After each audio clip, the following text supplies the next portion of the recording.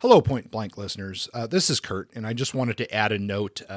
After we recorded this episode in early December, it was announced on December 13th that John Le Carre, he died at the age of 89 from pneumonia in the UK. He was born as David Cornwall, and while this episode touches on some of his works, in particular the movie that we feature here, our next episode, our full episode, 52, will be about spy fiction, and undoubtedly we will be talking about his work at length in that episode.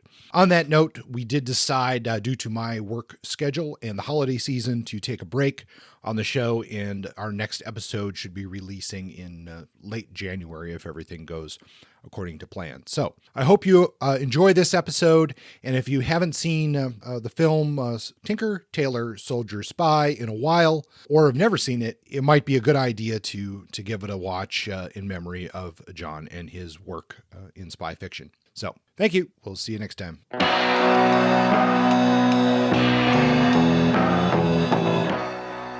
Cinema Spotlight, Tinker, Tailor, Soldier, Spy.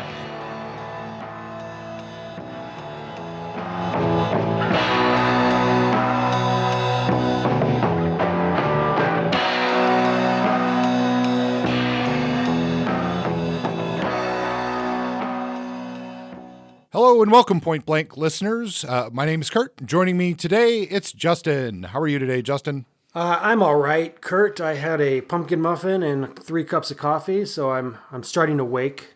Excellent. I've had some French toast and coffee, so we're caffeinated and ready to go on this little short mini episode.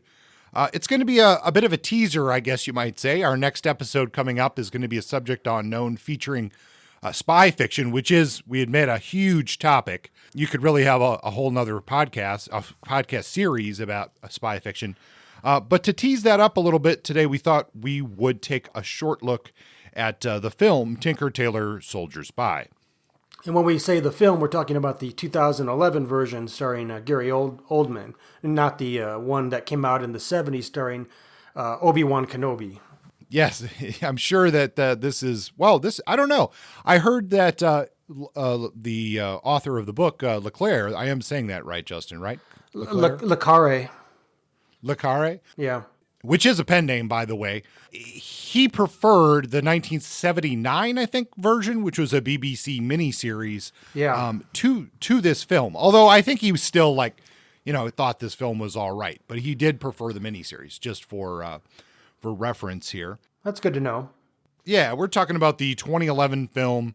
As you said, what a cast though, Justin, right? This is a huge cast. Yeah, it's an impressive cast. And even John Le Carre makes an appearance in it, sitting in a cafe at some point. I didn't see him in the film. I found out afterwards, but he's there, along with who? Gary Oldman, who's great as George Smiley. We have Benedict Cumberbatch, formerly known as Sherlock Holmes, playing the role of, what's his name? Peter Gillum. Who else is in this movie? Oh, man, you've got Colin Firth, Tom Hardy, John Hart, Toby Jones, Mark Strong. I mean, even a lot of the secondary casting in this, especially if you watch British television and film, you're going to see a lot of very strong talent. Yeah, I would say that, before we get into the depths of our review of the film, if I were to watch this without my objective of coming to understand spy fiction or John Le Carre's work, just watching this as a standalone featuring great acting, this is a good film for that. There's a lot of very powerhouse performances and even some minor roles that everybody seemed to be really locked into the mood and tone of the film. I feel like one thing to say up front is that, spy, I feel like saying a spy film, that should be broken down, right, into different types of spy films, because I feel like there are definitely different distinctions. And this is of that slow burn, more realistic spy feel rather than, say a James Bond or something of that ilk. Yeah, definitely. And that could be partially explained by the fact that John Le Carre was a spy, worked with the British intelligence service, and had experience on the ground during the Cold War. And I think he brought that experience back to bear in his fiction in a way that makes it far more realistic than Fleming's James, martini sipping James Bond. Yeah, for sure. And I think it should be noted that I think I read that the CIA's internal newsletter or whatever had a review of both of the book and the film, and they felt it was very realistic, except for some minor operational details. But overall, that they felt it was a pretty good representation of the craft. Which take that how you want, but. Hey, I mean, if actual spies think that this is a pretty good film, then I guess we'll go with that. Yeah, I mean, at the end of the day, I would prefer an authentic, encapsulation of what spycraft looks like than some exaggerated, bombastic version of it. That's just me, but I like the way I like to see it grounded in the real world and real world affairs and the ambiguity of it and the betrayals and the compromises and the ethical and moral conflict that arises when you engage in spycraft. Who really is the hero and who is the villain? It's really hard to tell sometimes. Yeah, and that's one of the things that in the books anyway, from the same author that I've read that I really appreciate is this isn't a his spy novels are not necessarily black and white. They definitely cast a shadow across the entire enterprise, and that's certainly true in this film. And we should probably give just a very brief summary of what happens in this film. I mean, the plot itself, or the summary, I should say, is very simple. There is a hunt for a Soviet double agent at the highest levels of British Secret Service. That's the pitch line right there, right? That's it. But of course, that's it. But of course, it is way more complicated than that, with, all of the things you would expect from spy fiction, with murky characters whose loyalties are questionable, and we don't know until the end. And we won't give this away in this podcast as to who the actual agent is, but there is a conclusion to this investigation, and it goes quite broad across British Secret Service.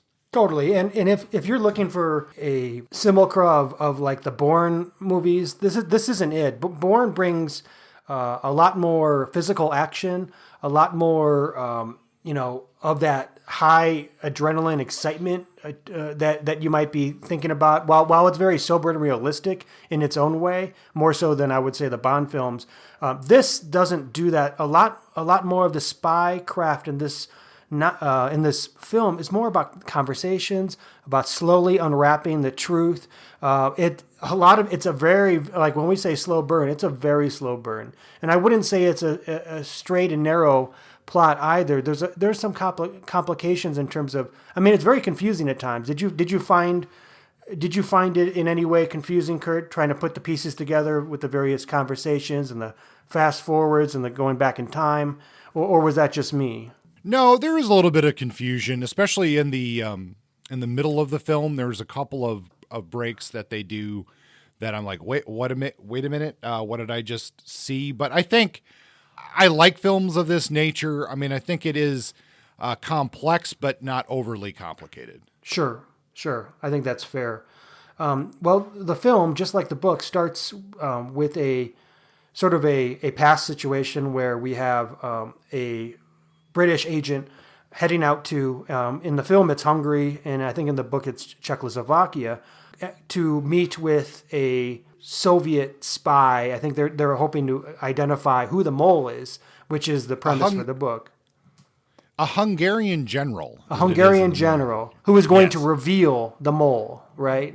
Yeah, I believe that's the idea, yeah. And the British agent who is on this trip is Jim Prideaux, and Jim Prideaux doesn't make it out alive. He gets assassinated, and this sets up a. Oh, he doesn't. Oh wait, no, he does. Yeah, that's right. He gets shot. Yeah. Yeah. Sorry. Which is confusing because I mean, that's a good point because you think he's assassinated, and then all of a sudden, like he shows up living in a caravan. Yeah, that's right, and he's hanging out with the boy and all that. Yeah, that part was a little bit weird for me, but he survives. However, there's some dominoes that fall in the British intelligence service as a result of this. The head of the department, who goes by the name of Control, is forced to retire, and George Smiley is put out too. So we end up in the present time with George Smiley and sort of this remade British intelligence service having failed with Jim Prideaux, and we have there's no end in sight. There's no result. There's no hope of identifying who the mole is. That's right. And then they're at that point they're brought in to Smiley is put in.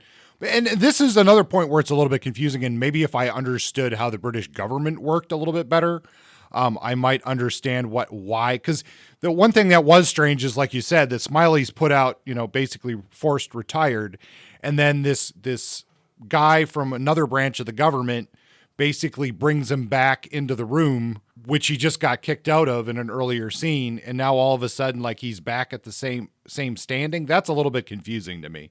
Like, how does that all work? But I guess that's different branches of government working against one another, I suppose. Yeah, I'm too lazy or too disinterested to try to figure out how the British government operates. It's just not one of my hobbies. But but we end up with a few folks, sort of like the magic. I think in the book it's called the Magic Circle of dudes running the show now, including we have Percy, who runs the show, and then we have Bill Hayden, we have Roy Bland, we have Tony Esterhaas. These are become the core players in the Secret Service, or what they call in the films the circus. And then we have Smiley, who's sort of an outsider, but he has a long history within the service.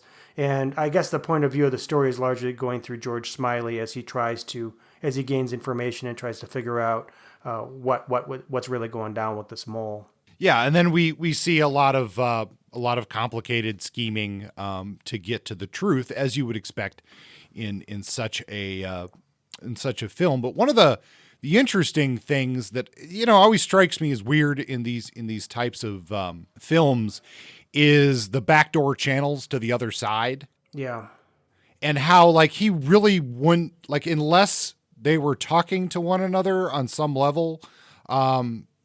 Smiley wouldn't have necessarily had the information that he needed to uncover the mole. Mm-hmm. Which is, I don't know. I just always find that odd about the spycraft and whatnot. And it sort of makes you wonder at the end of the day, especially during the Cold War days, was all of this nonsense really, really worth it in the end? It's a big question for me. I mean, I feel like the more I read about spy fiction, the more I feel that just indicting the whole system and the whole system of nation state spycraft and the manufacturing of this paranoia in order to protect national interests. I mean, as an internationalist, I just feel, or a transnationalist, I feel like all this is just so absurd and so much over obsession with self and just, is it all frankly really necessary? Did we have to go to this extent in order to maintain these imaginary borders that we need to protect mercilessly? But as long as I don't think too hard about indicting the whole structure, it's fun to play with these things. And given that I was a Cold War kid, but we've been out of the Cold War environment for so long, I feel.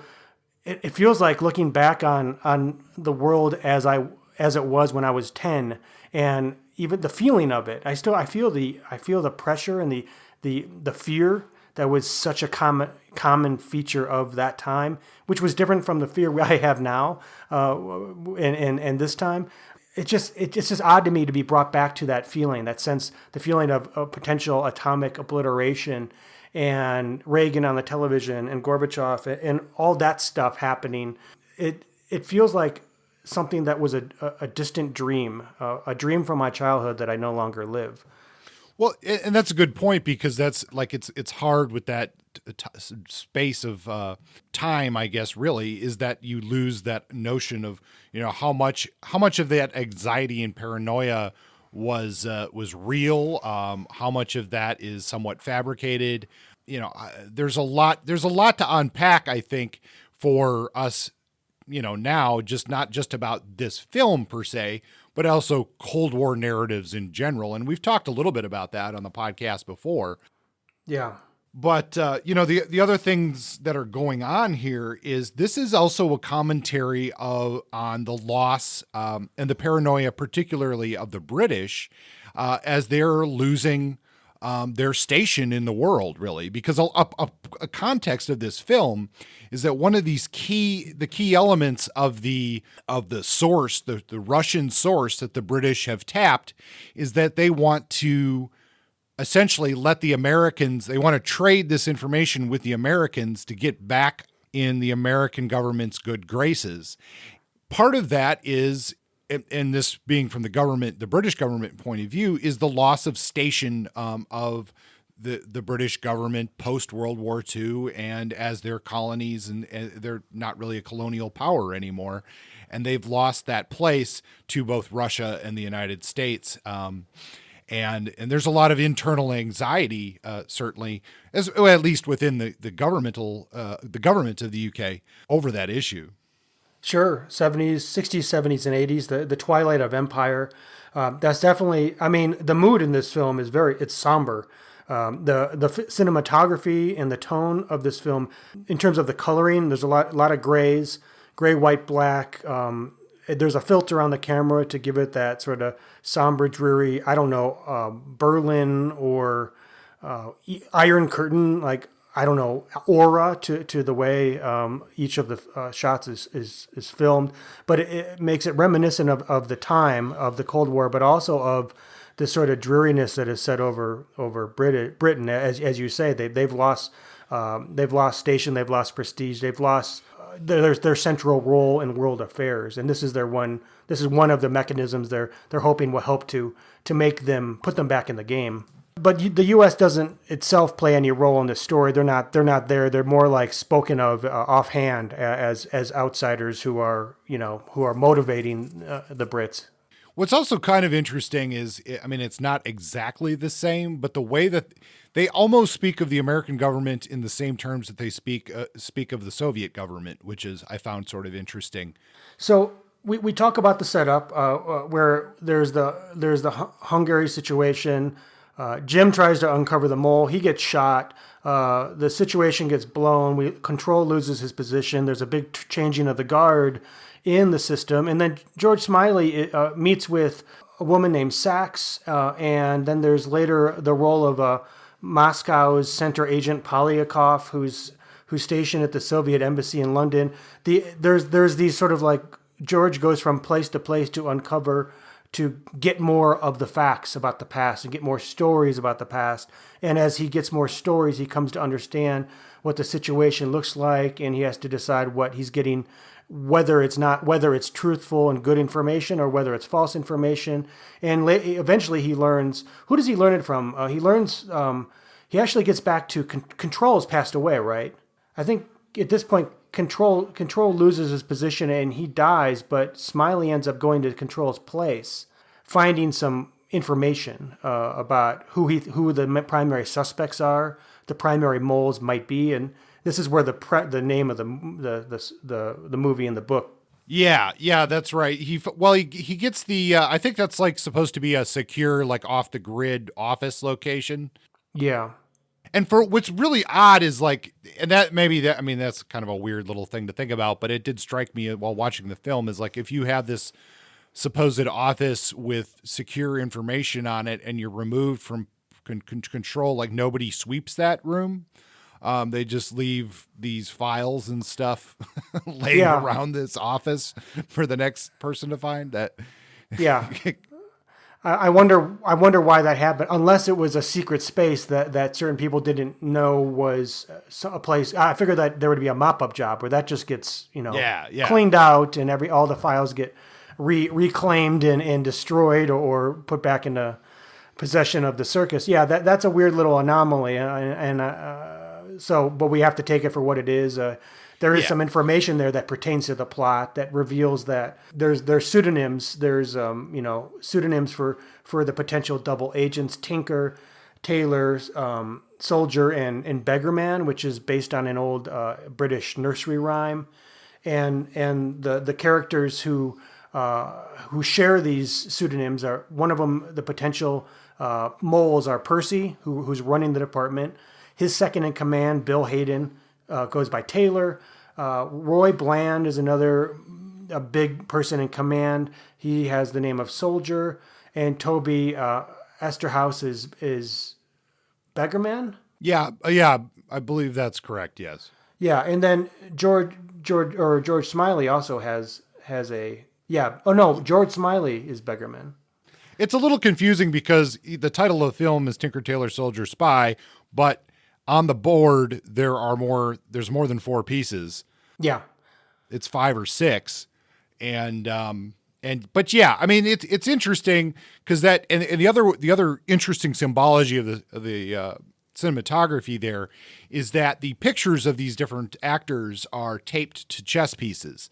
And the idea that they are, they're players on the board. I mean, that's kind of an old trope, but I liked that symbology, and that we don't know which color the piece is playing for is kind of what's going on there. Yeah. It's also interesting that this movie sets up, and in the book series, this is slightly different, but the character that's off screen is Carla. Which is the head of the Soviet Secret Service, essentially. Yeah. I don't think not the top head, but basically the equivalent of Smiley or Soviet control. But Smiley has had an encounter, and we find this out midway in the film, so it's not really giving up too much. Yeah. But Smiley has an encounter with Carla, and that really is what in his past, and that is what really sets Smiley up as a good main character in this, because he has a bit of insight, perhaps a little more than other people, into the mind of how Carla operates. This also in the book series. Now there's 7 Smiley novels, but the first 3 involve this, I guess, battle, you could say, or chess game between Smiley and Carla. Yeah, totally. I haven't read those books, but I am curious. Carla doesn't play a central role in this book, but sort of we know that they have a history, and we know that this history is going to evolve with the subsequent sequels. But each step of the way, some of these if you can boil down this film to brass tacks, to a couple key descriptors, one would be it's a present day, or like the present story is a moody piece of somebody trying to uncover what's really going on in the British Secret Service. And to do that, they engage in current day interviews, and a lot of these interviews and a lot of these interactions involve stories of the past that help to inform the present. So you go into backstory, and these backstories help in dialogue, these backstories help us to see what's really happening, or it helps to inform Smiley so that he understands what moves he has to make, which chess, on the chessboard. I think it can be convoluted at times because we're in backstory, getting stories about what happened, and then we're back into the present, and a lot of it looks the same. But I think in terms of the dialogue and in terms of the way things were filmed, this film is really tightly, edited and very tautly constructed. Ultimately, I thought it was an enjoyable watch, a tense, moody, slow burn watch that captivated me and motivated me to finish the novel, which I'm working on for the Subject Unknown episode on spy fiction. It's definitely all those things, and I think one of the things that it pulls off well too is that I think unless you maybe read the book, the film does a good job of keeping you not knowing who is going to be the mole until the very last scene when it's revealed. Like I think they give you just enough clues that when it is revealed, you go, oh, yep. But not, you have to wait for that last moment. And that's a really good sign of a good suspenseful spy thriller. And, just to close this out here, I think it does make sense that Le Carre, which is, again, a pen name for David John Moore Cromwell, still alive, born in 1931. He also just released a book, which I'll be looking at for our spy fiction Subject Unknown, so relatively new stuff. Like we said, he was in the service in the 50s and 60s, and he actually came out of the service when there was a very similar incident that happened in the service, and this was known as the Cambridge Five, where they uncovered 5 people who were KGB moles within British intelligence, and this did lead to a decline in their agency and a fallout with the American spy agencies because they didn't have a clean house, as it were. Of course, that happened in the U.S. too, but yeah. So he lived this experience. He had a very good, saw how some of this stuff panned out in real life, and it works very well in his novel and on the screen. Agreed. And another tidbit from the past, the character that turns out to be the double agent in the story actually bears a close resemblance to Philby, who was the double agent in real life that caused this downfall of the SIS. So very close to home for Le Carre, aka Cornwell, and a film that I would most definitely recommend for those who want their spy films authentic and more intellectual. There's no car crashes or fistfights in this film. But not to say that there isn't some death and blood and guts, but no, there's some. There's some. So yeah, highly recommended film. Give it a watch if you have a chance. We'll be talking spy fiction much more in depth in the next episode. I will say one of the reasons that we're recording this is there's definitely some unknowns about my schedule in the near future. So if there is a break between the release of this episode and future episodes, I apologize. But if I knew what was happening, I would let you know, and we would plan accordingly. But we don't know, so we'll keep you updated. One more thing before we go. Our subject unknown on spy fiction is going to be sort of a broad stroke, trying to cover a lot of ground. So a couple of the writers that I'm reading are Le Carre's The Spy Who Came In From the Cold, Tinker Tailor. I'm reading Graham Greene's A Third Man and The Quiet American, and I'm also rereading Joseph Conrad's The Secret Agent. Kurt, do you have a short list of some of the books that you're looking at? No, I don't actually have that in front of me, but I can say that I am giving Westlake's spy, one of his spy books, another look, because I know some people didn't think I gave him a fair shake. I've got a couple. I went a little more eclectic with some of my spy fiction. Okay. And I'm also breaking out of the Cold War mold by looking at some earlier spy fiction and some World War II spy fiction. Okay, cool. I'm excited about that, and I look forward to spending some quality time in this realm of espionage with you, Kurt. So until then. Yeah, sounds good. Don't look out for moles, Justin. I always am.